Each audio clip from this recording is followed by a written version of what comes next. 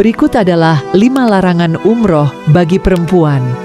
5. Larangan berhias. Ketika perempuan umroh, mereka dilarang berhias. Ini termasuk memakai wangi-wangian atau hal-hal lain yang berkaitan dengan penampilan fisik. Sebagian besar ulama mazhab setuju bahwa dilarang memakai minyak wangi, termasuk minyak rambut kepala atau minyak lainnya, karena itu termasuk dalam berhias. Seseorang harus membayar fidyah jika memakai wewangian, tetapi para ulama mazhab setuju bahwa memakai minyak untuk pengobatan tidak memerlukan pembayaran fidyah.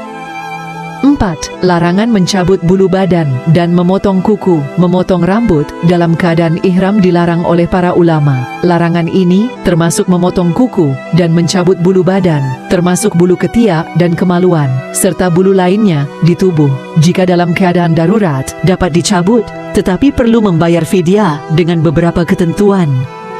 3. Larangan memakai cadar, masker, atau yang sejenis, juga sarung tangan. Ibnu Umar radhiyallahu anhu berkata, seorang laki-laki berdiri dan berkata kepada Rasulullah, apakah diperkenankan untuk mengenakan pakaian dalam ihram?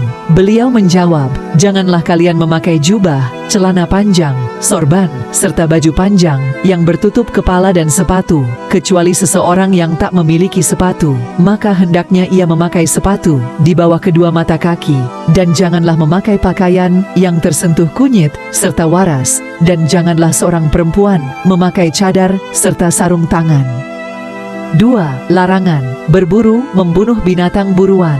Dalam surah Al-Maidah ayat 95, Allah Subhanahu wa Ta'ala berfirman, wahai orang-orang yang beriman, janganlah kamu membunuh hewan buruan ketika kamu sedang berihram, haji atau umrah. Siapa di antara kamu membunuhnya dengan sengaja, dendanya ialah menggantinya dengan hewan ternak yang sepadan dengan hewan buruan yang dibunuhnya menurut putusan 2 orang yang adil di antara kamu sebagai hadyu, hewan kurban yang dibawa sampai ke Ka'bah, atau membayar kafarat dengan memberi makan orang-orang miskin atau berpuasa seimbang dengan makanan yang dikeluarkan itu, agar dia merasakan akibat buruk dari perbuatannya. Allah telah memaafkan perbuatan yang telah lalu.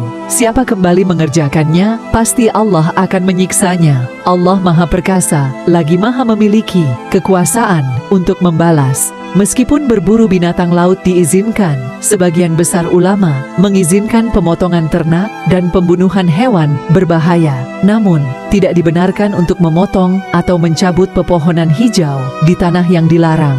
Tidak dibenarkan juga untuk memungut barang temuan, kecuali diumumkan sebelumnya. 1. Larangan yang berkaitan dengan pernikahan.